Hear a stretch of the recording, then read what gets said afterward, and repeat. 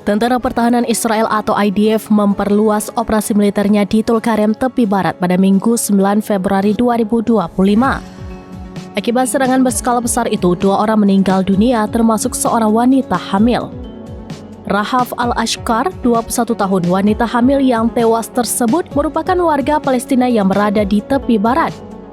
Wanita itu ditembak mati IDF saat berupaya menyelamatkan diri bersama suami dan kedua anaknya.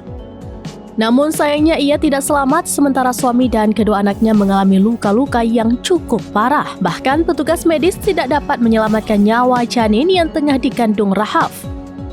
Hal itu dikarenakan Israel mencegah tim penyelamat memindahkan mereka ke rumah sakit. Informasi terkini, total 7 orang meninggal dunia di Tulkarem dan sejumlah kamp Sichak Israel memulai serangan membabi buta di tepi barat selama beberapa minggu lalu.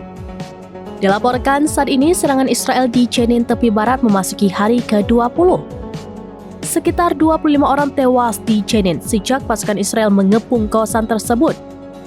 Saat serangan berlangsung, warga menghadapi kekurangan pasokan yang parah. Selain itu, terjadi pemadaman listrik, penangkapan massal hingga banyak keluarga mengungsi.